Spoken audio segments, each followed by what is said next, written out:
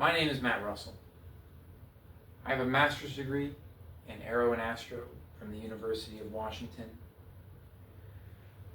where I obtained a concentration in plasma physics, and I also won a competition in high-performance computing at the end of my first exposure to the discipline.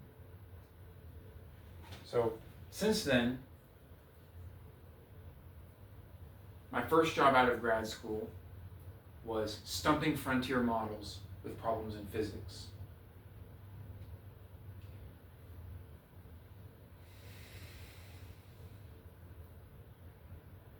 The last problem that I came up with to do that was a problem that exchanged the Bennett profile, which is a almost 100-year-old piece of plasma physics. It's a Z-pinch equilibrium based on a ion uniform density right here. Hold on, let me maybe move this light. Sorry, this video might be a little rough because it's the first one. I'm still trying to figure out the setup in here, and I'm kind of working with really limited resources because I'm just a guy with a master's degree that came up with a problem in plasma physics that no one had ever done before, and I'm here to tell you about it, to walk you through it, because after months of research, and let's not get it twisted. I haven't done an exhaustive job here. I've done an exhausting job, but the number of situations that I've studied, the number of observations that I've studied, is much smaller than the set of all observations, right? Because I'm a guy living off my savings right now, honestly, for this research. I'm just going to introduce myself really quickly to give you a sense of who I am and where I'm coming from. My first job, like I said, was stumping frontier models. This is a problem, this research, the Bennett vortex, right? This is what this is about. Or if you prefer, the Bennett-Schumacher vortex.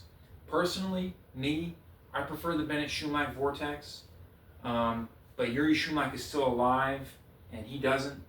So in that case, you might want to go with Bennett vortex, right? Depending on whether he's listening or not. I prefer Bennett-Schumacher vortex because what this is a piece of plasma physics. It takes the Bennett profile, which is this density, this non-uniform density right here, for non-relativistic electrons, and it exchanges it with the uniform flow. And this is not my first take, right? This is actually my second take. My first take, I realized my phone ran out of space halfway through, and I also realized that the video wasn't catching everything. It cut me off, so all this writing is from the first video. Now, I'm not sure whether I'm going to erase it and rewrite it. I think there's some things I could do that for. But what I'm going to do in this video, and in this series of videos, is I'm going to explain to you and walk through the math of Bennett vortices or Bennett-Schumacher vortices. Because besides the Bennett profile, this is a study, the first principle study of what happens when you take this profile in the framework of ideal magnetohydrodynamics, right? So that's very important that this is ideal MHD. This is not kinetics. This is not resistive MHD. This is not Hall MHD. This is not extended MHD. This is not two-fluid MHD. This is not multi-fluid MHD. This is ideal magnetohydrodynamics. And I'll get to that in a second because I realize I went on a tangent. I do that a lot. I went on a tangent because I was supposed to finish explaining who I am, introducing myself. My first job was stumping physics models. I've said that before. My second job was I worked on a digital twin. I worked for a company called Excora. I highly recommend that if you run into Xcora, and I believe they still have an office on Madison Avenue, that you do not work with them. Those people, the founders, they have absolutely no business being near a tech company. Their application that I worked on, in fact, I wrote the groundwork for it while we still had a contract, was a digital twin of a catwalk avatar that they wanted to be emotionally realistic.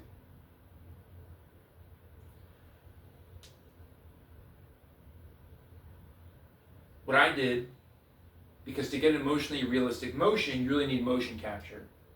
Or you can accept slightly less realistic motion and use something like simple. But both of those things cost money. Some of them cost a lot of money, like motion capture. And they did not want to pay for anything. They didn't want to pay me, as a matter of fact, for the development and the research I was doing. And so, let me tell y'all something. If you ever run into a situation where someone is trying to not pay you when they are contractually obligated to, what you do is simply get them what they need so that you are legally in the clear, and then get out of there. Do not, if you can, and if you can't, my heart goes out to you. Anyways, then, ever since then, this is what I've been working on. As a matter of fact, I need to be, let's get back to Bennett vortices, because as a matter of fact, that 4 months that I was working for Xcora on a Vulkan pipeline, where I took user data, put it into a Vulkan rendering context, sent it down a swap chain, got it in the Z buffer, got it to your screen, built the architecture in a clean manner, happened between when I discovered Bennett vortices the first time, the first V1 of the archive paper, which, if you go and read that paper, the first version, you'll notice it's much different than the later ones. And that's because I was studying a very interesting limit in this first version. And that very interesting limit that I was studying is a function of how I came up with this. Because at my first job, stumping AI models with novel problems in physics, I was doing a lot of Bennett pinch. And the people paying me for stumping these models, and if you didn't stump that model, they did not pay you. So you had to stump them. It was a fight for survival. It was killing what you eat, okay? They told me, these people that were paying me, said, you're doing too much Bennett pinch. You've got to do something different. So I said, okay, I'll do something different. I will sit down and I will read Davidson's Turbulence, an introduction for scientists and engineers. And I will come up with problems in turbulence to stump these AI models. But the thing about turbulence is that taking problems from a book and trying to stump a frontier model, it trained on that book. So after 3 hours of this, I had read the book, and I had read about vorticity, and I tried all these various things, but none of them worked. And the only thing I could do with an hour left on the clock, the only thing I could think of was to swap the Bennett profile from density to flow velocity and use my Bennett pinch codes to come up with a number so that I had a problem and a value and pray the AI didn't get it right. And it didn't, right? So I wasn't doing this in the quest for some solution to a great problem like the edge pedestal. I was doing this to make ends meet. It's just that simple. And then I worked for Xcora. And then after the contract with Xcora ended, after it was terminated, mutual termination, I went back to working on this. And after months and months and months, I have made observations. I've worked out the mathematical theory of this, and it's a very complicated one. We'll get to it, right? It's extensive. And like any investigation in plasma turbulence, right? Any investigation in plasma turbulence will never end. It will always keep going. And Well, this is probably something like that. But I have enough results after months of working on this alone to be able to apply this to ZAP Energies, Shear-Flow Stabilized Z-pinch plasmas, which is very interesting because honestly, when you look at the results there, you kind of have to go, oh, I think they've got a problem with subgrid turbulence. That's what's going on. There's subgrid turbulence, which means the dynamics, the turbulence that we focus on that matters in their device is happening at a scale below the resolution of their sensors, okay? And I think this is why we see sawtooth. This is a family of Shear-Flow Stabilized Z-pinch Equilibria. That's what happens when you swap the Bennett profile, which is this guy, and we'll talk about it in a second, what exactly it is, from density to flow velocity, and maintain the Bennett current density. That's the key here. So we're working in Bennett's equilibrium. This is not kinetics. This is Bennett's equilibrium studied under the action of the Schumlack-Hartmann shear flow stabilization criterion.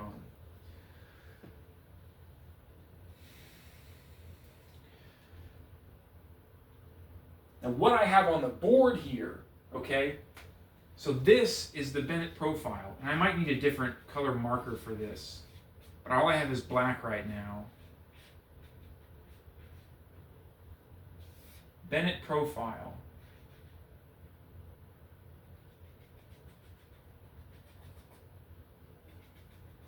This is the Bennett profile, okay?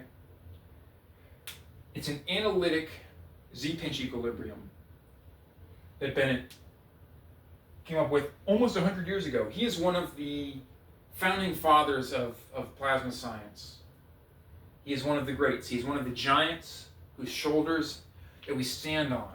Because as scientists, that's what we're doing. We're standing on the shoulders of the giants that came before us. All this calculus that I'm going to do in these series of videos, that's standing on Euler's shoulders. That's standing on Leibniz's shoulders. That's standing on Newton's shoulders. And I know I said Euler first, where it was really Newton and Leibniz that came up with calculus. But Euler, I don't think it's a problem to name drop Euler now and then, because we got his formula. At least we could use his formula, right? In any case,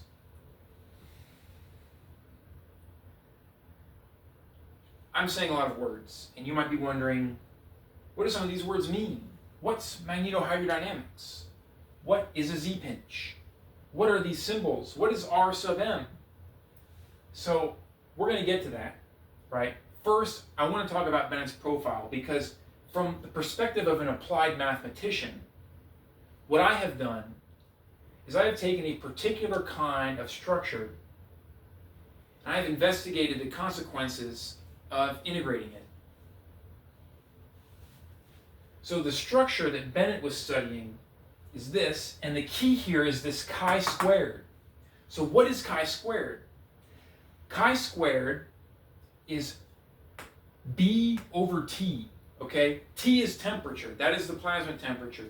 That is what we think of as the temperature of a gas, except that this gas is one of electrically charged particles, while also itself being quasi-neutral.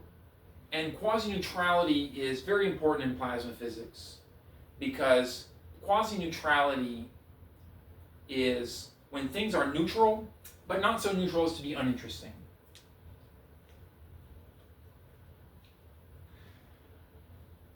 Because if you think about Gauss's law, if Gauss's law had perfect neutrality instead of quasi-neutrality, we would never have fluctuations in the electrostatic field. Instead, what we would have is we would have uniform or trivial electrostatic fields if we had perfect neutrality, where the density of electrons is perfectly equal to the density of ions. And plasma physics is all about fluctuations in electric fields. So with Bennett's profile, he dealt with a non-uniform density, which is very important. Because when you have an ideal plasma, the way we close our system of equations, and I'm going to take another tangent here, because you might be wondering, what do you mean close our system of equations? There's two ways to come up with fluid equations. The first is phenomenological. We draw a control volume, and then we simply act as accountants. We count beans, okay? And these beans are the mass, momentum, and energy that is flowing into and out of our control volume due to things like advection, due to things like viscosity, due to things like fluid nonlinearities, or some kind of source inside, perhaps a chemical reaction.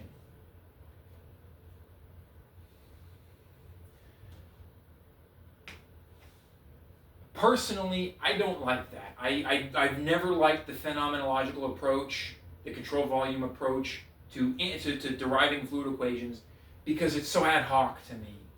It's so ad hoc, and the question I have is, how do we know that this is right? How do we know we've accounted for everything, right? And how do we know we're not forgetting something? Which is why, me, personally, I much prefer the second approach, which is to derive your fluid equations, mass, momentum, energy, and that's just the most basic. If you want to get more advanced, you need to add the evolution of heat flow into your picture as well. Is to derive those from taking moments of a kinetic equation. Now, this series of videos is not about kinetics, okay? It is about a certain magnetohydrodynamic equilibrium, which I have discovered, and which has application to ZAPS plasmas. At least these are the things that I have applied it to, that I have solved these equations for based on experimental data, and come up with fairly accurate solutions. ZAPS plasmas, atmospheric discharge plasmas, an air plasma streamer head, and then also, most notably, the edge pedestal in the massed toroidal fusion plasma experiment. And of those three, the edge pedestal is the one that is the most naturally suited for this, because the edge pedestal is something of a miracle that fusion scientists came upon in the 80s. Because toroidal fusion scientists, and this was shortly after the field had largely given up on the Z-pinch. People had been crowing back in the 50s when fusion research was first declassified internationally. They were crowing victory. We're going to have fusion by the end of the decade. And there are two reasons why they thought that was going to be the case. The first is because of the success we had in controlling fission. So they thought it will just be the same in fusion. It's just nuclear energy of a different form, cleaner, and more efficient, and not as dangerous. Because unlike not to say that modern fission reactors are much different than they were back in the day. Back in the day, you used to cool fission rods with water. And so there's an immediate danger that what happens if the water starts to boil? Nowadays, fission reactors are cooled with molten salts, molten sodium, and they have a variety of other features that make them much safer. And the waste that comes out of fission reactors is very overblown. Right? We're past the days of 3 Mile Island and Chernobyl. But that was one reason why fusion scientists, the success of fission, why they crowed that they were going to have fusion by the end of the decade. The other reason was the Z-pinch. All right? The Z-pinch. The Z-pinch is the simplest scheme for magnetic confinement fusion, because it is a one-dimensional magnetohydrodynamic equilibrium. A Z-pinch is defined by two things: density and the axial flow velocity. Okay? Because what happens is you get the magnetic field from the flow velocity. That's just Ampere's law, which is right down here for an ideal magnetohydrodynamic system. And then once you have the magnetic field, the density and the axial flow of a Z-pinch, which is the current density, right? So more generally, think of it as saying we need 8 things that we need to know to completely understand that system, an ideal MHD system. And MHD is short for magnetohydrodynamics. Because what happens is if you have 7 of those things, you immediately know the 8th, right? Because this is fluids. So we close our kinetic equations, the moments we've taken them, we close them by relating a higher order variable to a lower order one. And so in this case, it's the ideal gas law. We close it by relating our plasma pressure to our plasma temperature.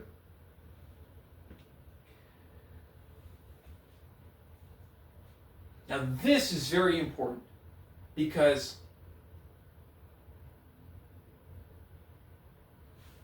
there's a force balance here, not just in a Z-pinch, but more generally in ideal MHD. And that force balance, that momentum balance, is described by this equation. This is just Newton's second law. It's saying that the Bulk-Lorentz force, the electromagnetic forces, are equal to the plasma pressure gradient. So if you don't have a plasma pressure gradient, then you don't have any bulk electromagnetic forces. All right? And in a Z-pinch, if you don't have a plasma pressure gradient and you have a Z-pinch, then you don't have a Z-pinch. You have a trivial problem where, because there's 0 on the right-hand side, and then for a Z-pinch, and actually I've written it right down here, so I'll go back over here. For a Z-pinch, that equation right here, that equation is written here. This is the momentum balance of a Z-pinch. Because a Z-pinch is an axisymmetric equilibrium, which the way I'm using that is that the only independent variable is the plasma radius. Excuse me for a second, I need to make sure my phone is still recording. All right, excellent, we're still live. Okay, very cool. So with a Z-pinch, and let me write out what that E is, because up here we've got plasma number density, axial flow velocity, magnetic field, and energy density. And this energy density in general is a plasma pressure over the adiabatic index minus 1 plus the magnetic energy density plus the plasma kinetic energy density, all right?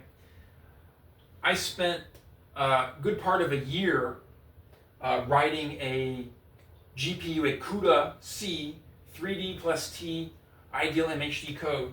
So after seeing this enough times, writing it down on a piece of paper or implementing it on a computer, I don't think I will ever forget that. So if we know N, U, and B, if we know U actually for a Z-pinch, we know B. We can solve for it. How can we solve for it? Well, we also actually need to know N, because Ampere's law is what determines the structure of the magnetic field based on the current density. Now, a lot of plasma scientists, I've realized, they have an opposite perspective on that. They prefer to know the structure of the magnetic field first, and then find out the current density from that. And I respect that perspective, and I understand its utility, because instead of having to integrate to obtain the quantity you want, you just take a differential. It's much stronger. But at the same time, here, starting from J, gives us a big advantage, because it allows us to study a Z-pinch. Now, why are Z-pinches, if Z-pinches are so great at magnetic confinement fusion, or they're so simple, why don't we have a reactor based off of them? There's 2 reasons. One, as you can see from this cylindrical picture of a Z-pinch, there's an axial flow going up this plasma cylinder. which has a length scale of L in the axial direction, and one of RP in the radial direction. This is an open-ended configuration, which means as this flow travels through the Z-pinch, there's going to be a flux, a mechanical flux of particles moving through this end plane, which that's what an end loss is. So really, Z-pinches are much better suited for fusion propulsion, but as a fusion reactor, they're also a great idea because they scale very strongly to the adiabatic limit with current density, or total current, I mean total plasma current. Now the next thing we need to say about Z-pinches is not just the end losses. It's not just the end losses that are a challenge. There's actually a bigger challenge, one that has frustrated plasma scientists for decades, and that is that they are not stable. So if you look down here, and again, this is my second take. So I wrote all this on the board and then realized that my phone had run out of space and had stopped filming. This is the form of a perturbation, the classic perturbation that we use to study the stability of a Z-pinch. There's three things here. One is this omega. That's the angular frequency. That is the rate at which, it's related to the rate at which there's a growth of the instability. But it's also outside the scope of this series of videos, which are just about this magnetohydrodynamic equilibrium. I'm just trying to situate things right now, introduce myself, introduce the problem, and then in the next video after this one, I'll start talking about the shear-flow stabilization criterion, aka the Schoonlack-Hartmann criterion. This was discovered by Yuri Schoonlack and C.W. Hartmann in 1995, and in my mind, it is one of the greatest triumphs, not just of plasma science, but of science in general, because it is a symbol of the human will and ability to make what seems impossible, to find a way to make it work, despite mounting evidence to the contrary.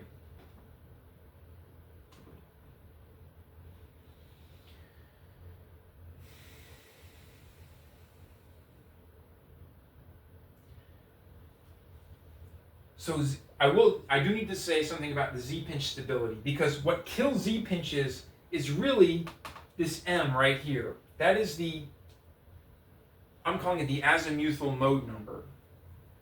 M equals 0 and M equals 1 perturbations kill Z-pinches. And the reason they do is basically because of positive feedback. That when you have a perturbation in the magnetic field that's local, right? Because you notice that along this line, in a perfect sense, the magnetic field everywhere along here is the same because of the axisymmetricity. But if you had a local growth that caused one part to be larger than the other, what would happen is, instead of correcting itself, it would actually have a positive feedback loop that led to that magnetic field growing even further and further and further, and causing the pinch to neck down and eventually collapse. So this is what kills Z-pinches, the M equals 0 mode. And the M equals 1 is basically, it kills them for the same reason, except the M equals 1 mode, it doesn't look like this. It looks more like that. And so you have these multiple, these double necks, let's say. And researchers in fusion energy tried for many decades to find a way to stabilize it that was suitable for fusion energy. But the problem is that they couldn't. For example, one approach was, we can put it really close to a conducting wall, and then anytime we have an M equals 0 or M equals 1 mode build up to take down the pinch, that will generate image currents in the wall. And these image currents will in turn generate changes to the magnetic field externally at this point in order to keep the magnetic flux the same. That's just Lenz's law. That is one of the fundamental laws of the universe. The universe abhors a change in magnetic flux. And in fact, ideal magnetohydrodynamics, that is what it's all about, is Lenz's law. because it treats the plasma as a magnetic spring where the evolution of it is governed solely by whatever needs to happen so that the global magnetic flux remains conserved. It is the simplest form of MHD, but it is, as you might imagine from hearing me talk, it is not simple by any means. However, there's a simple way to get there very quickly. We don't have to build up kinetic moments. We don't have to simplify them. All we have to do is take the magnetic Reynolds number to infinity. And the magnetic Reynolds number, it is a product of 4 terms. One, the plasma conductivity, or the conductivity of the medium. Okay? Now in fusion science, the thing about fusion plasmas is they're essentially superconductors because they're so hot. They're so hot, there's so much thermal energy in fusion plasma from the alpha particles that the conductivity is effectively infinite. They're fully ionized. That's another thing about fusion plasma. They're fully ionized. It doesn't matter if your innermost state is, bound at 70 eV or whatever, when you've got a kilo electron volt or a 200 eV, 300 eV fusion plasma that you're part of. All those electrons are getting stripped off from your outermost to your innermost shell, and they're becoming part of the plasma. These next 2 terms, this one is mu. It's the magnetic permeability. All right? And it shows up in Ampere's law. It's finite, and it's a function of the electromagnetic polarizability of the continuum. So in this case, we're going to be treating that continuum as a vacuum. So we'll use the vacuum permeability. And then here's the flow velocity. Now the flow velocity can't be infinite. It has to be between 0 and c. So we'll just kind of leave that alone for a minute. This last term is just the length scale of the plasma flow system. It is the most important one. And in fact, it's how we're going to get there. Because that's the problem I was doing over and over and over to stump AI models. As I was saying, we got a real infinitely long cylinder. It's somewhere out there in the cosmos. Here's the state of it. I need you to give me something like, for example, calculate the flux of the thermal power over the flux of the electromagnetic power. All right? And that's very simple. That's a well-defined problem so long as you don't have no electromagnetic power. Right? You just simply do a surface integral using the heat flux vector, which requires a non-uniform temperature, over the surface integral of the Poynting flux. All right? So if L goes to infinity, then we have ideal MHD. Now the last observation I'm going to make here is I'm going to point down here.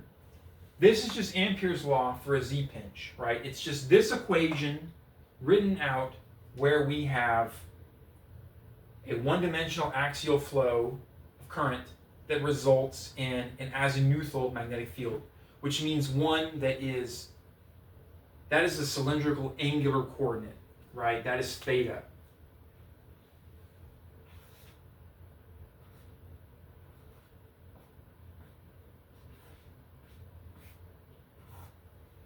Some people will write this as phi. I will not. I will not be writing that as phi. I'm an applied mathematician. As an applied mathematician, the azimuth is theta. Right? So that is what we're going to explore in the next video. Is, first of all, when we exchange this Bennett profile from density to flow velocity, what happens? And second of all, what does the Schumacher-Hartmann criterion say about it? What is the Schumacher-Hartmann criterion? I've been talking about it off and on, and I haven't even written it down. That will be in the next video, because as you can see, this board is fairly full, right? This is my second take after all, and I just wanted to write it there, to keep it there, and to just go through it. Now the last thing I'll say is to call your attention to this J, because this is the plasma current density. And this is the Bennett plasma current density. So you'll notice you'll notice that if we have an exchange, right, we now have a uniform density. The plasma pressure gradient, again, now requires a non-uniform temperature, which fundamentally changes the structure of this chi-squared term, okay? And that is where a lot of the physics is contained in the Bennett vortex family. It's a family of shear-flow stabilized Z-pinch equilibria, and we're going to go through all of it, all right? Anyways, that's all I got for this first video. I really appreciate y'all watching. You do the standard YouTube fare of make sure to like and subscribe because I really need the support. I really do. I'm working on this on my own. I'm an unaffiliated researcher. I don't have, I don't have anybody but you guys in my corner really right now. And that's why I'm making these videos, is to just show, to go through the math of this equilibrium. And I'll link the paper. I have a manuscript on the archive that's been through a lot of different versions. I think it's on version 8 right now. And that's because of the complexity of this and the fact that I've really been tripping over myself I've really been tripping over myself diving, deeply into it, right? But that's neither here nor there. Anyways, that's all from me. And again, thank you. I'll see you next time.